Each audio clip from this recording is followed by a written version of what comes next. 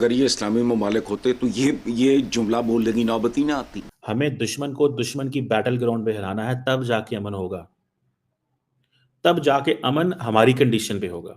कहते हैं कि नहीं, जम्मू कश्मीर भी हमारा हिस्सा है। इस तरह गिलगित बल्तिस्तान के भी बहुत से एरिया है जिसके ऊपर उनका, और गिलगित बल्तिस्तान पूरे कम्प्लीट ही गिलगित बल्तिस्तान के ऊपर आज भी उनका दावा है कि गिलगित बल्तिस्तान जो है वो हमारा हिस्सा है। झूठ आम, मिलावट आम, दो नंबरी आम, रिश्वत आम, हराम आम, तो ये बाकी या हमारी लीडर, हमारे फॉरेन मिनिस्टर तो बोलते ही नहीं है यार। हमारा फॉरेन ऑफिस तो बोलते ही नहीं है। आपको पता है कि इस वक्त इंडिया दुनिया की 5th लार्जेस्ट इकॉनमी है। ये दुनिया, आज इस दुनिया की जो शक्ल है मरियम बेटा, इसमें हमारी कंट्रीब्यूशन जीरो भी नहीं है, इसलिए हमारा रोल इस दुनिया में जीरो भी नहीं है। इंपॉर्टेंट स्टेटमेंट्स आ रही हैं भारत से, जहां भारत के NSA national security adviser Ajit Doval sahab, जिनके बारे में आपको पता है मैं अक्सर ये कहता रहा हूँ कि he is basically eyes and years of prime minister Modi. वो बंदा है जो सोचता है, प्लान करता है नेशनल सिक्योरिटी डोमेन में, और पर्टिकुलरली ये जो अमेरिका और कनाडा के साथ इनके जो मसले बने हैं उसमें वो कह रहे हैं जी, अमित शाह ने ये कहा है। Amit Shah might have said that, लेकिन the man who is behind all this thing is मेरी असेसमेंट में दोवल साहब है। दोवल साहब ने एक स्टेटमेंट जारी की है that is directly not about Pakistan but indirectly about Pakistan. वो उन्होंने स्टेटमेंट जारी की है कि हमें दुश्मन को दुश्मन की बैटल ग्राउंड पे हराना है। हमें दुश्मन को दुश्मन की बैटल ग्राउंड पे हराना है, तब जाके अमन होगा। तब जाके अमन हमारी कंडीशन पे होगा। फॉर एग्जाम्पल, इसमें इंडिया के लिए जो एनिमी है वो कौन है, इसको डायसेक्ट कर लेना। क्या इंडिया चाइना के अंदर घुस सकता है? बीजिंग में जा सकता है, शंघाई में जा सकता है? एंड देन आप किस तरह की बैटल पिक करेंगे? With China they have to pick a battle which is expensive, which is protracted, which is out of control as well. कि चाइना के साथ तो अभी इंडिया मेरी असेसमेंट में बैटल के लिए तैयार ही नहीं है, बिकॉज अभी तो चाइनीज अपनी डिटेरेंस एस्टैब्लिश कर रहे हैं। दे आर गैदरिंग, जो डॉक्टर जयशंकर ने रिसेंटली कहा था कि हम अपने से बड़े दुश्मन के साथ, अपने से बड़े मुल्क के साथ एक अननेसेसरी बैटल क्यों, why should we pick an unnecessary battle with China? So it means the only country where NSA Doval sahab जो हैं, वो जिसके he's talking about पाकिस्तान। वो पाकिस्तान की बात कर रहे हैं।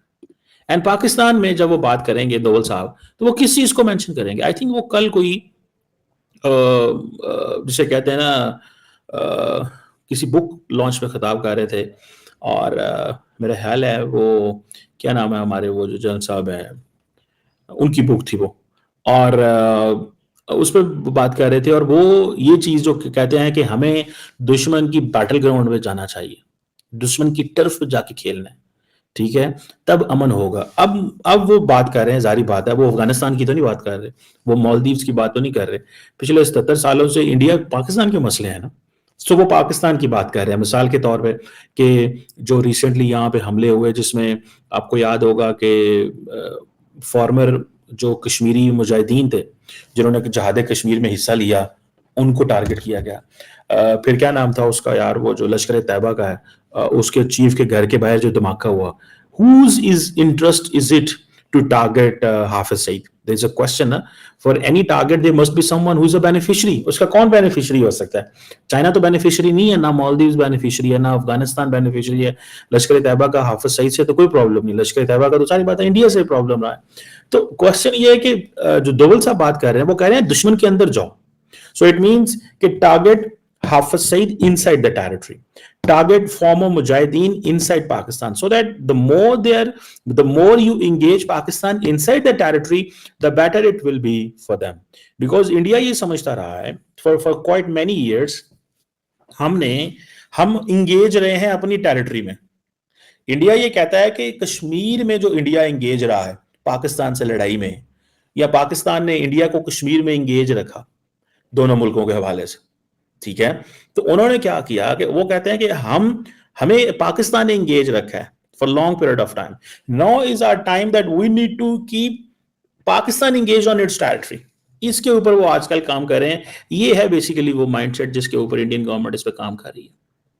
और जयशंकर साहब भी यही कह रहे हैं कि आज हम, this is what he said basically, ठीक है ना जी। ये उन्होंने कहा, जयशंकर ने आज कहीं पे बात कर रहे थे कि 2020 से situation was not going good, negotiation Chinese के साथ चल रही थी, ठीक है जी। अब ये जो डेस्पैंग एंड डैमचौक है वहां पे अंडरस्टैंडिंग हो गई है, पेट्रोलिंग शुरू हो जाएगी। और जयशंकर ने कहा है कि मोदी और शी जिनपिंग की मुलाकात तभी हुई है जब डिसएंगेजमेंट हुई है। हमने वो हालात पैदा किए कि मुलाकात तब होगी जब ऐसे होगा।